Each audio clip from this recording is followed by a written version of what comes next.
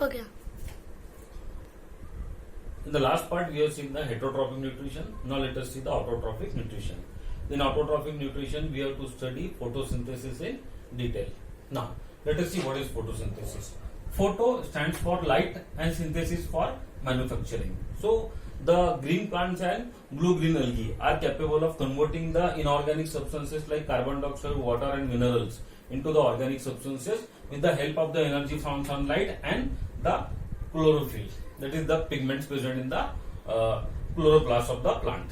Then the chemical equation for the photosynthesis is 6CO2 plus 6H2O in the presence of sunlight and chlorophyll gives C6H12O6, that is glucose, plus 6O2, that is the oxygen molecules will be given out. Then this photosynthesis takes place in 3 stages. The 3 stages of photosynthesis are like this. First, absorption of the light energy by the chlorophyll. In the first stage, the light energy will be absorbed by the chlorophyll, and then in the second stage, the conversion of the light energy into chemical energy. Whatever the light energy is absorbed by the chlorophyll will get converted into the chemical energy, which will be stored in the form of ATP.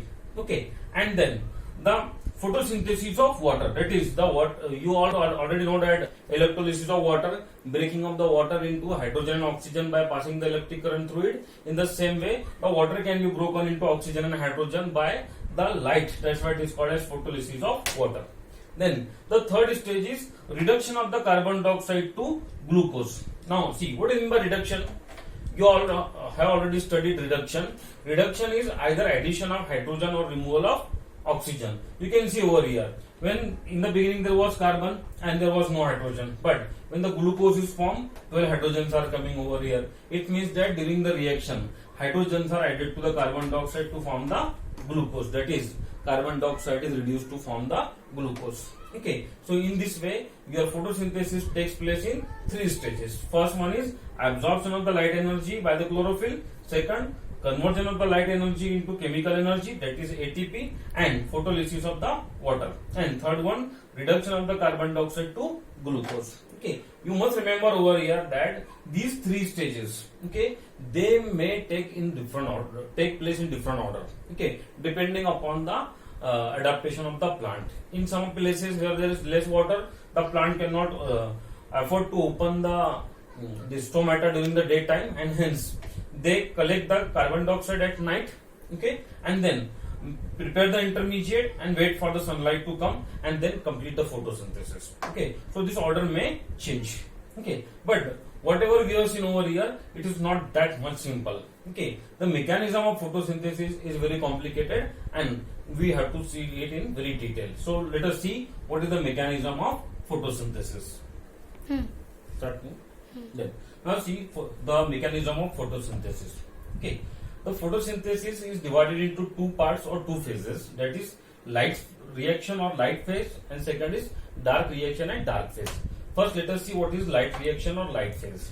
See, first photolysis of water.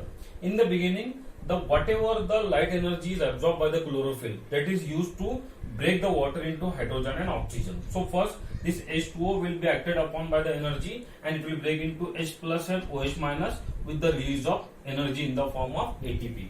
The energy will be stored in the form of ATP. See, this energy is one of the most important factor over here, because for synthesis of the food, the plants will need the energy. That energy is now available to the plants in the form of ATP, which they can utilize. Then this OH minus, then 2 OH minus ion come together to form H2O2 and 2 electrons are given out.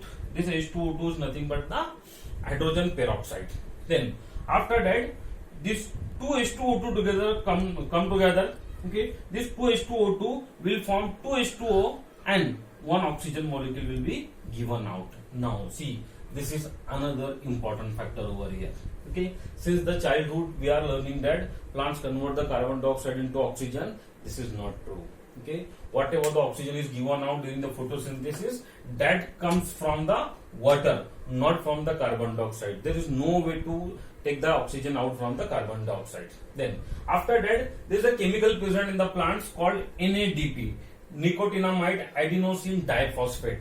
This nicotinamide adenosine diphosphate, it takes these 2 electrons which were given by the OH minus ions, and it forms, after taking these two electrons, it forms NADP minus 2, because electrons having negative charge, so this entire molecule of NADP will become negative. Then this negative NADP minus 2, okay, takes the hydro H plus ions which were given in the beginning. Okay, this H plus ions will be taken by this NADP minus 2, and it forms NADPH2. This NADPH2 is nothing but the reducing power.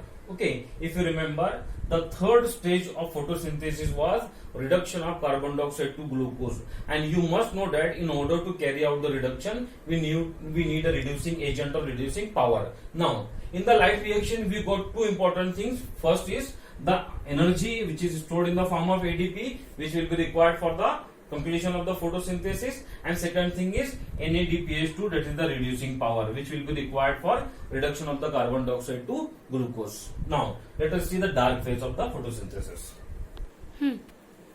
Now dark reaction or the dark phase. See, this is dark reaction or dark phase, but you must remember that it is not necessary that it will take place in the darkness.